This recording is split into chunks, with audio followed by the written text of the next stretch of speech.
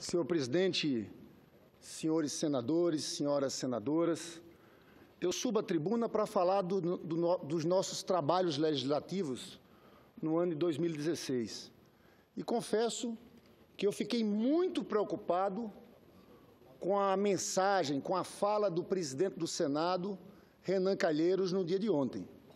O presidente do Senado, infelizmente, apresentou uma agenda para o Senado Federal e para o Congresso, que, na minha opinião, é uma agenda neoliberal radical, não é uma agenda coerente com o momento de crise econômica que nós estamos enfrentando. Eu não tenho dúvida que a principal tarefa que esse Congresso tem que se pautar no ano de 2016 é de como o Brasil retomar o seu crescimento econômico e de como protegermos o emprego. Infelizmente, a fala do presidente Renan Calheiros não vai nesse sentido, vai no sentido oposto. Ele lançou 5 propostas como prioritárias para serem analisadas pelo Senado e pelo Congresso. Primeiro, terceirização. Voltou com esse debate.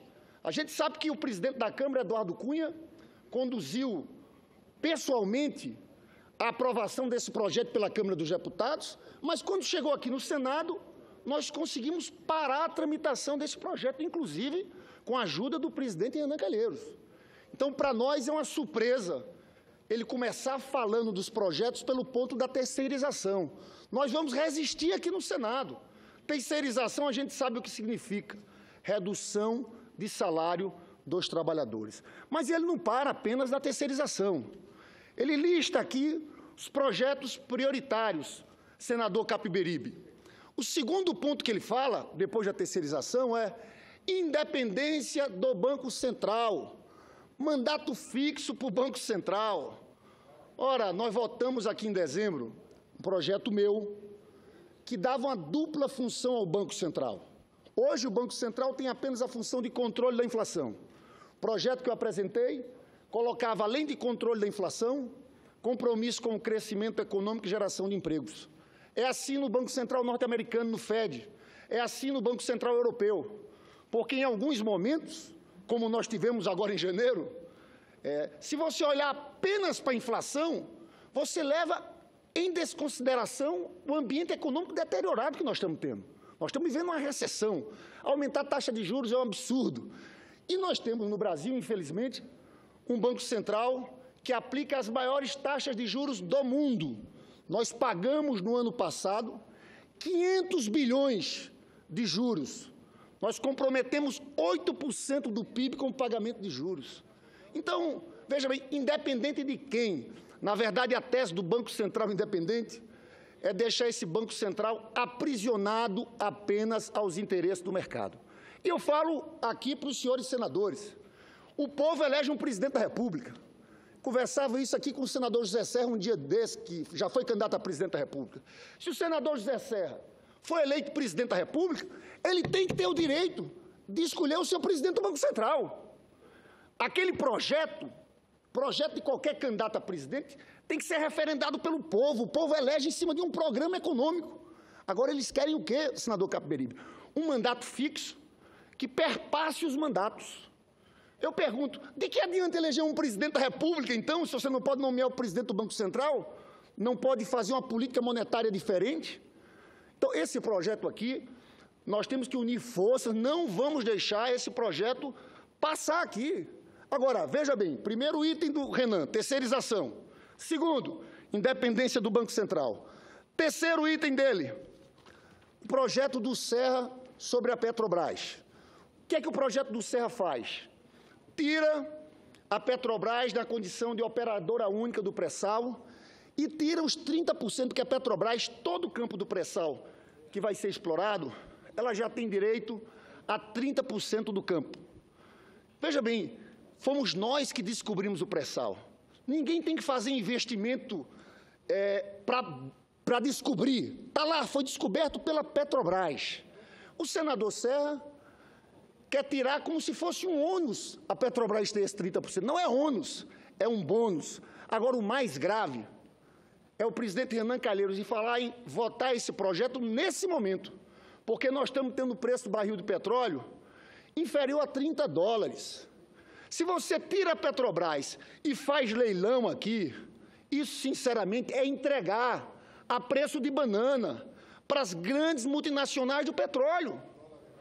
Com R$1 nesse preço e com o preço do barril de petróleo dessa forma. O grande argumento do senador José Serra com esse projeto era o seguinte: olha, a Petrobras está sem capacidade de financiamento, nós temos que agilizar a extração do pré-sal. Para agilizar, nós temos que tirar a Petrobras. Mas, gente, a pergunta que eu faço é isso: nós queremos agilizar leilão de pré-sal sem a Petrobras, com preço de 20 e poucos o barril de petróleo? Isso é entreguismo. Eu estou falando que é entreguismo porque o senador Renan Calheiros ontem disse, quando falou desse projeto da Petrobras, evocações como desnacionalização ou entreguismo estão completamente ultrapassadas. Não estão ultrapassadas não, presidente Renan. É um erro, é um absurdo.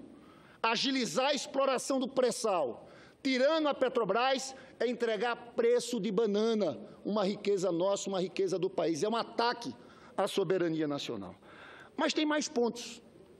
Ele colocou 5 como prioritários. O quarto é uma lei de responsabilidade das estatais. Projeto do senador Tasso Gereissati, que está como primeiro ponto da pauta. Que eu chamo a atenção porque essa é uma discussão muito complexa. Na verdade, ele transforma todas as empresas públicas em sociedades anônimas.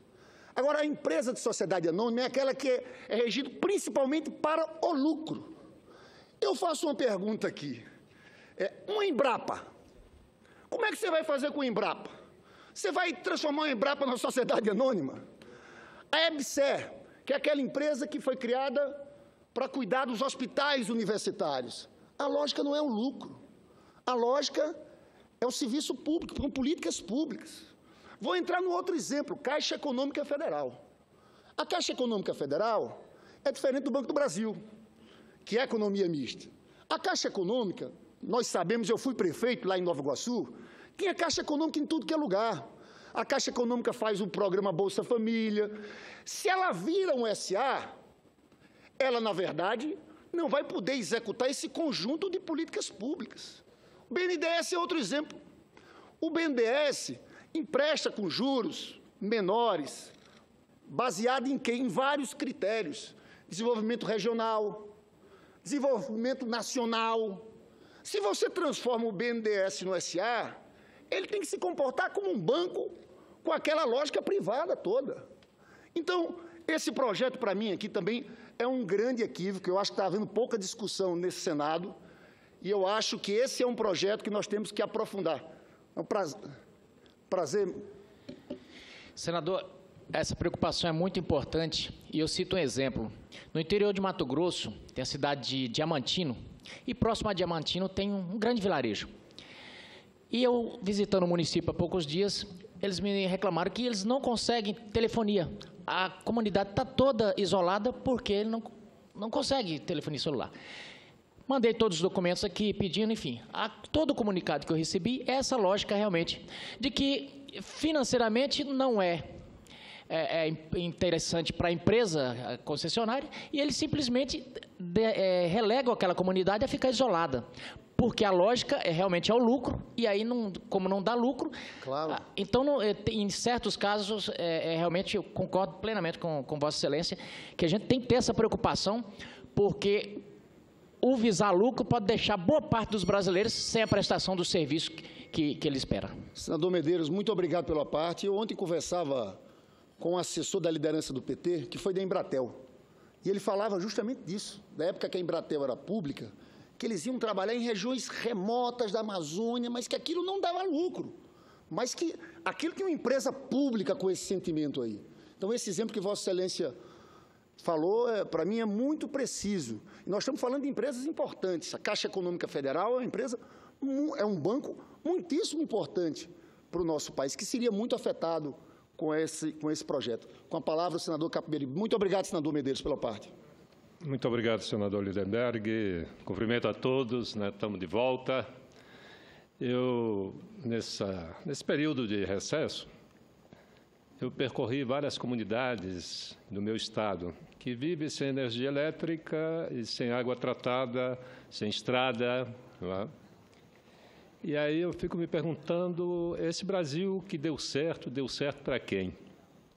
Certamente não é um Brasil que deu certo para a sua coletividade. E também esse Brasil organizado por poucos, né? Você sabe que a Constituição de 1891 proibiu o voto aos analfabetos e eles só recuperaram o direito de votar em 1985, um século depois. E lá, em 1891, o segundo censo de 1891 nos mostrava que o Brasil tinha 14% de alfabetizados, todos brancos. Desses 14%, 7% eram mulheres, não tinham direitos políticos. Então, quem organizou o Brasil foram 7% de homens brancos letrados.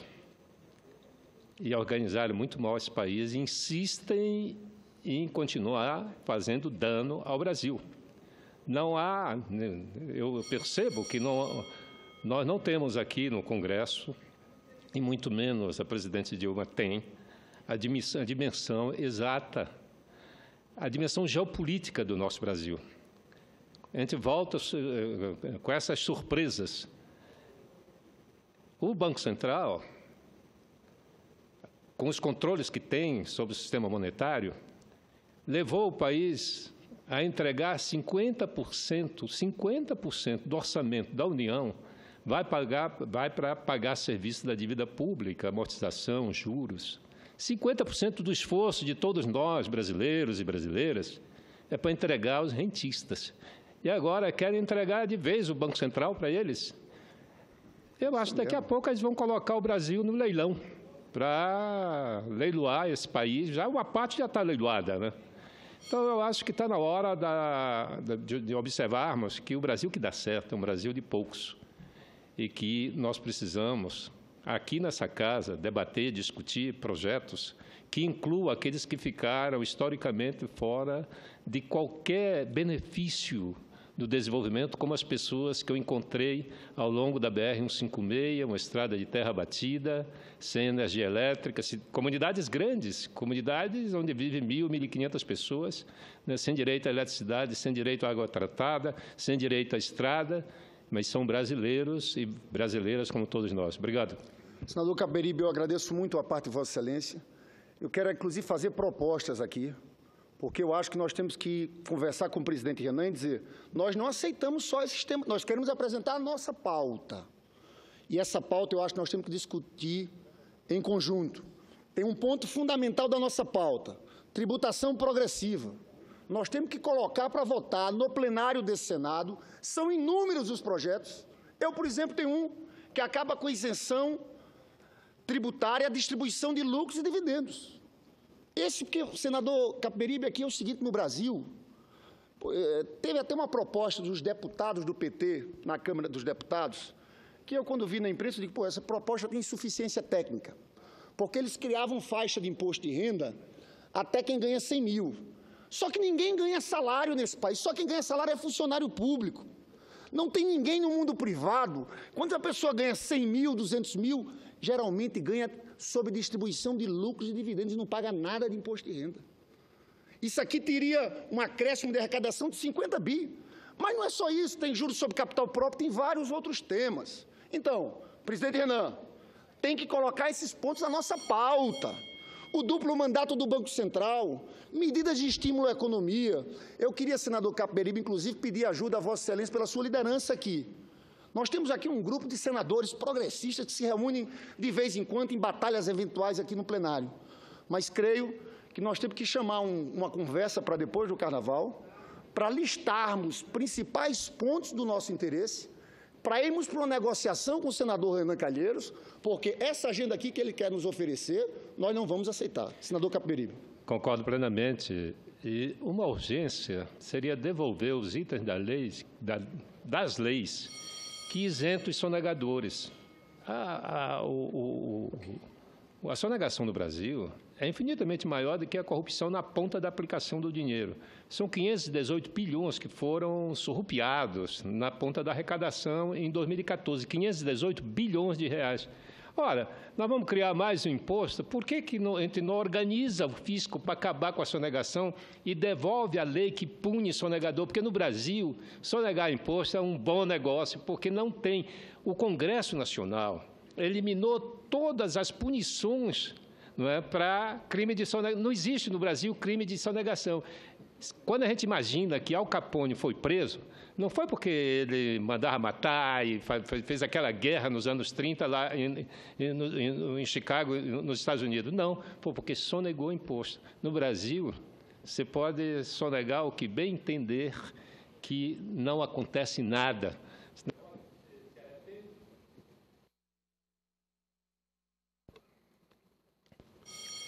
Basta se arrepender e devolver o do fisco. É como se o sujeito rouba uma televisão, aí se arrepende e entrega de volta a televisão ao dono. É assim os sonegadores no Brasil. Isso aqui não se discute aqui. Eu acho que esses são os temas. Vossa Excelência tem inteira razão, senador Lindenberg. O tema aqui é discutir como é que o dinheiro público está se evadindo e a gente fechar essas torneiras. Muito obrigado, senador Capiberibe. Eu acho o seguinte, que na terça-feira, da volta dos nossos trabalhos depois do Carnaval, nós temos que fazer essa reunião, juntando senadores de vários partidos. E o recado que eu passo aqui ao presidente, senador Renan Calheiros, é que nós não aceitamos aquela pauta apresentada por ele no dia de ontem, e que ele tem que sentar com a gente também para compor uma pauta unitária para o ano 2016 aqui no Senado Federal. Muito obrigado.